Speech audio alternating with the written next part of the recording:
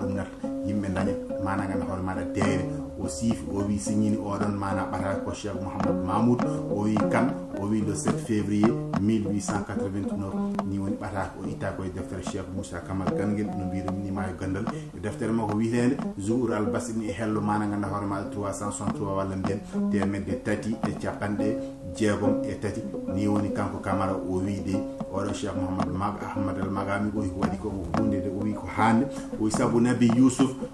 Youssouf namdinoma firawno yo resu ɗum ngal Égypte o resna o bonnani o wi so tawi aɗa namdo laamu ya resni ɗum waɗa fewno o wi ɗum ne moƴƴi ha may donc Cheikh Mouhamadou al Magami ko wanno ko hunde nde o fonno wadde ko ƴewde dandude Fouta e nder kitale mana 1890 Abdoul Bokar kañum mana immi to banggue jeeri faari maayo hedde kay hayɗi waɗi hon ene mana ne reena maayo kono wonde safal muɗum e ɓeɗon ɓe wallatnoɓe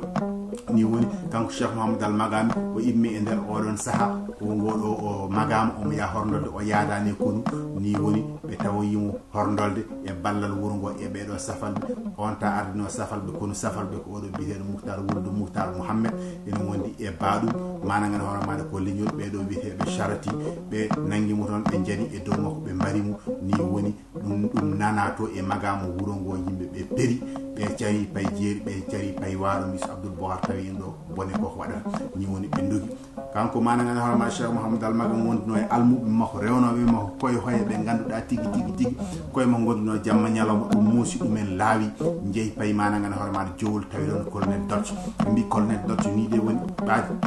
o warama te o fotani warde dani saabu o ligguinimo Fouta o ligguinimo France oɗo biyeteɗo Abdallah Dem jatoɗo bandiraɓe Hamidou Mamadou e oɗo biyeteɗo Siré Lamine Alkabir e oɗo biyeteɗo Mamadou Lamine ɓe mbi amin ñaagui yo wonko ɓiyiɓe ɓesgu makko rokka colonel Dodge wi holko jiɗɗon ɓe mbi amin ñaagui yo rokke leydi maalo mana gan hoore maɗa kolngal horndolde gorgal gorande toon wiye liitama rokka ñaawa e nder hitande 1891 hokka mana Abdul Salam Kane colonel ñaawe ɗum to wuuro wiyetego mana ganduɗa hoore maɗa Matam Dodge mo kalen ɗo on o wonino toon o wonino Fouta o jibina koye nder mana ganduɗa hoore maɗa hitande walla way e nder hitande 1842 walla mbiyen o jibina ko 16 février 1842 o maayi ko mana ganduɗa hoore maɗa koye 18 juillet e nder hitande 1853 e Paris kankone no mbiruɗen ni warimo ko oɗo ñaw biyeteɗo fièvre jaune nde arno toon nde hay touba goto heddaki ko ɓuuri hewde mabɓe maayi Abdou Salam Kane ni woni nawa e nder kitale 1894 e école mo Faidherbe sosno kadi o nani Faidherbe o suusi tribunal uji kadi o suusi mana école aji o wi oɗon école wiyete ko école des fils de chef c'est à dire kala wuuro ngo ɓe garno soɓe jewtide lamɗo o so fayi yaade o difto ɓinguel muɗum o nawa o jangguinoy ɗum beele mana ganduɗa hoore maɗa lamɗo o ɓe kalfa ɗum ɓe kalfa ɓinguel muɗum ɓen kadi gara kalfa mana gan hoore ɓe kalfunoɓe ni woni ɓe pirti miijoji ɗin ko ɗum wonno mana gan hoore maɗa miijo France ko ɗum wonno miijo oɗo Faidherbe ɗum tagui inde makko yaaji toon ɗum noon bandiraɓe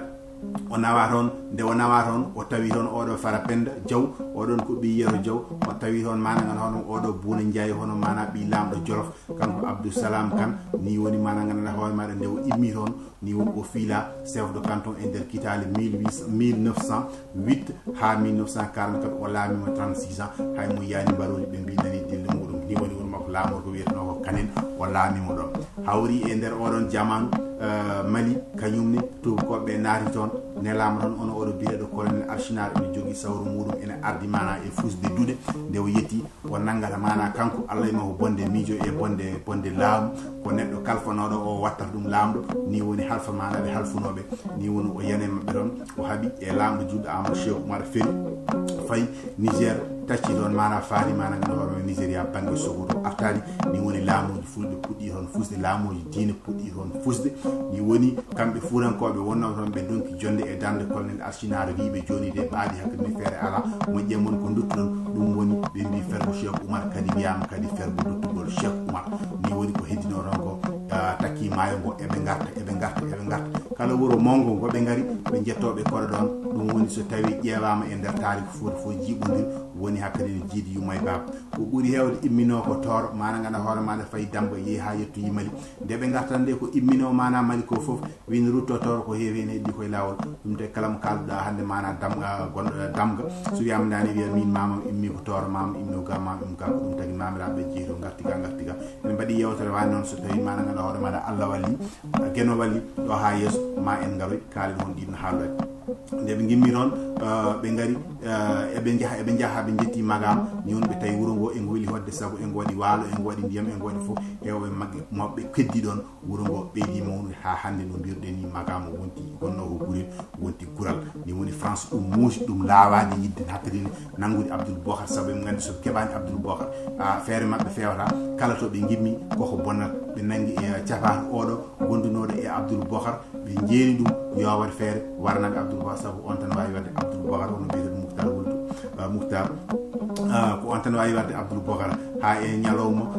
août e nder hitande 1891 kono mana ganda hoorema Abdoul Bokhar ne wonde mabɓe ne waɗi puccu ni woni ɓe jani e dow muɗum ɓe pelli ɗum kure ɗe goppanimo ko ɗono maayi Abdoul Bokhar Kane jibina mana ganda hoore maɗa ko no mbiɗen ni koye wuro ngo wiyete ko daabi e odeji koye nder kitale 1830 nde ɗon jubbande mbimi guitum ɗum koye e bindi mana ganda hoorema Ibrahima Abousal ɗum noon bandiraɓe maadi wona e tarih Abdoul Bokhar Kane gonɗen ma e garo hen so tawi en gari hen junnoɗen hen